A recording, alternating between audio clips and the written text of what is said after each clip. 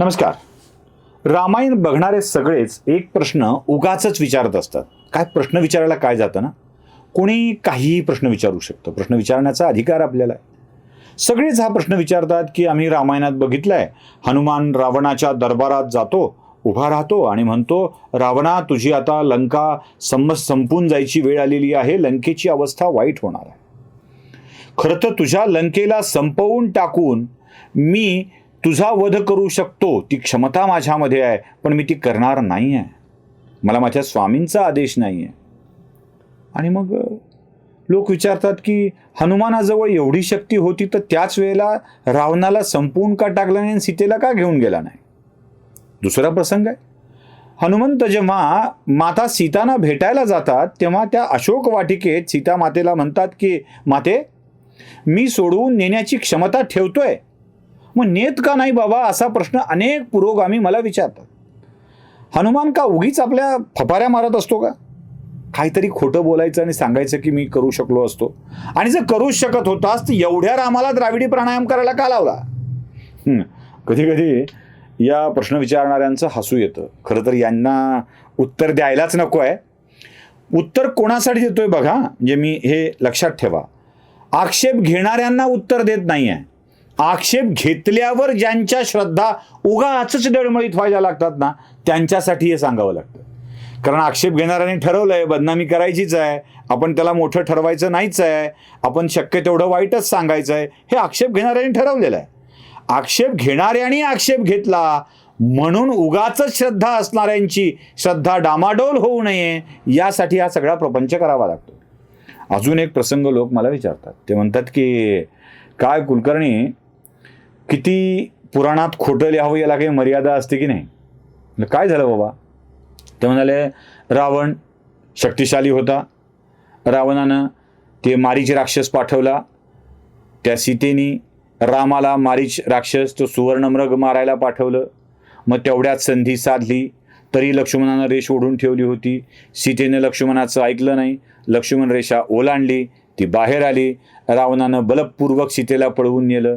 आता अख्खी सीता उचलून जो पुष्पक विमानात टाकू शकत होता तो रावण सीतेला एका तृणाच्या काडीवरून कसा घाबरला?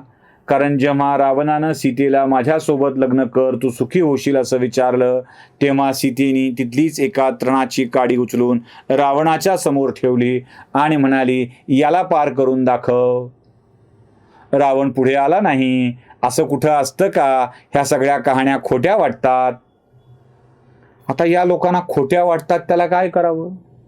वाटतात खोट्या तर वाटतात खोट्या. आता झालं काय सांगतो.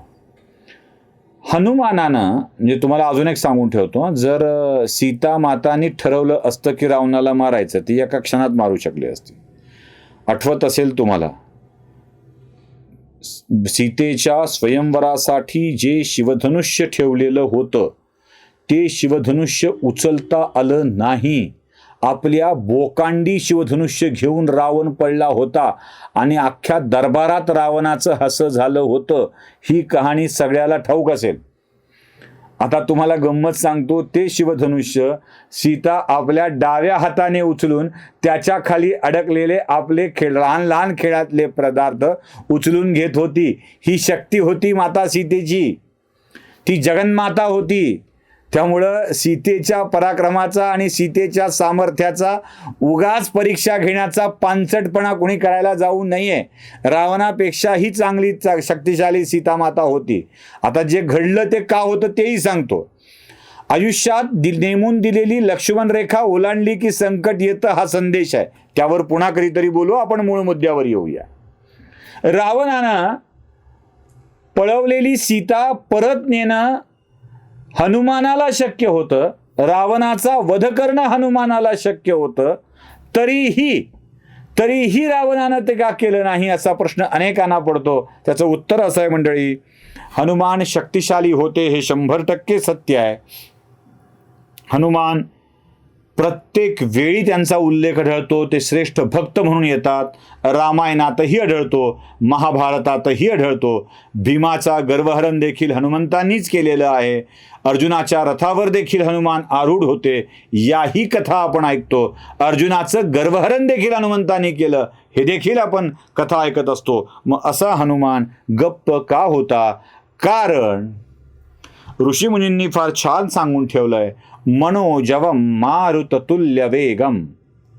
मनाच्या वेगाने जाणारा, मारुत वाऱ्याच्या वेगाने जाणारा, मनोजवम मनावर विजय मिळवलेला, मारुततुल्य वेग असलेला, बुद्धिमताम वरिष्ठम असलेला. म्हणजे नुसता बुद्धिमताम नाही, बुद्धिमताम तर आहेच आहे, पण बुद्धिमताम असलेल्या माणसांच्या मध्ये देखील वरिष्ठ आहे. अशा हनुमंताला वंदन करताना कुणाला केलंय? श्रीरामदूतम शरणम प्रपद्ये. हे सगळं आहे, हे सगळं आहे.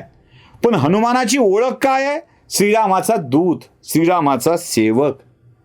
बस, श्रीरामाचा सेवक, प्रभूचा दास, प्रभूचा भक्त. आणि प्रभूच्या भक्ताव्यतिरिक्त काहीही ओळख नाही आहे. हनुमान कोण होते?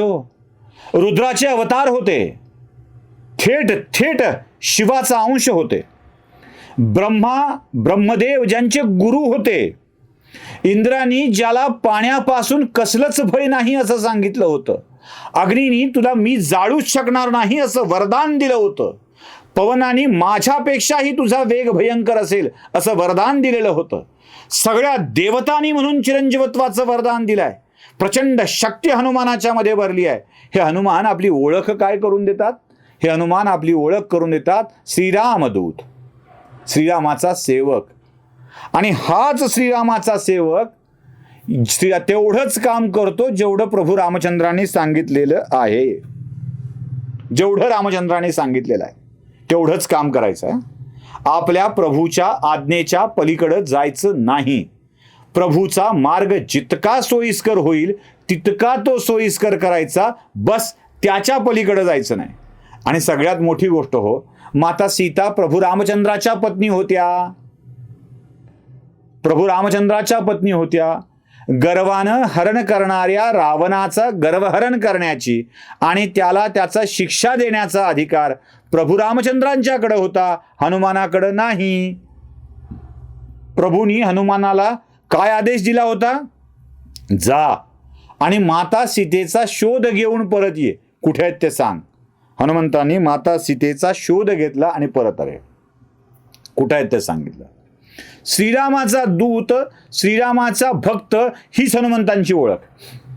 जेव्हा प्रभू मारुतराय जेव्हा सीता मातेच्या समोर उभे राहिले तेव्हा सीता मातेने विचारलं, तू कोण? तेव्हा त्यांनी काय सांगितलं? रुद्रावतार हनुमान सांगितलं. तोच तो हनुमान ज्यानं उडी मारली आणि लहानपणी सूर्य गिळला होता ते सांगितलं. हात जोडून गुडघे टेकून मातेच्या समोर उभे राहिले आणि म्हणाले, माते, मी श्रीरामाचा दास, मी श्रीरामाचा दूत. काय ओळख आहे? काय ओळख आहे? हीच प्रभू हनुमंताची ओळख आणि तीच ओळख त्यांनी करून दिली. त्यामुळं स्वतः आणण्याच्या ऐवजी जे भाग्य, जे बळ रामाच्या मध्ये आहे ते त्यांना वापरू दिलं. म्हणून हनुमंतांनी आगाऊपणा केलेला नाही आहे. आगाऊपणा केला एकदाच. सीता मातेने दिलेल्या कंठात यात राम कुठे आहे विचारलं. मातेने विचारलं, तुझ्यात राम आहे का? छाती पाडून दाखवली. सांगितलं, हा बघ राम कणाकणात साठलेला आहे. आणि सोबत सीता माता पण आहेत. हे हनुमंतांचं वैशिष्ट्य आहे. हे हनुमंतांनी सिद्ध करून दिलंय. आणि दुसरी कथा, त्या गवताच्या काडीला म्हणे रावण घाबरला. एवढा बलशाली रावण. सीता मातेचा जन्म कसा झाला? कसा झाला? भूमीतून जन्माला आली. भूमीची कन्या. सीतामाता म्हणजे भूमीची कन्या. भूमीतून जन्माला आली, भूमिजा. आता ही भूमीची कन्या सीता असेल तर गवत कुठून जन्माला येतं? दर्भ कुठून जन्माला येतो? भूमीतून, त्याच मातीच्या उदरातून. आणि मग सीता मातेनी मी भूमिजा आहे, हे गवतही भूमिजा आहे, आणि या माझ्या बंधुभावाला तू ओलांडून दाखव, ही रावणाला करून दिलेली जाणीव, हे सगळे मातीतून आल्याची आणि मातीत मिसळल्याची जाणीव रामाची पावलं थांबवत होती. कितीही विषय वासना मनामध्ये येतील तरीही भ्रातृभाव, बंधुभाव तुमची पाय मागं खेचतो. हाच बंधुभाव रावणाचे पाय देखील मागं खेचत होता, हे लक्षात घेणं आवश्यक आहे. त्यामुळं आक्षेप घेणाऱ्यांनी काहीही बोललं तरी खरा विषय काय आहे हे तुम्ही सगळ्यांनी डोक्यात ठेवणं आवश्यक आहे. नमस्कार.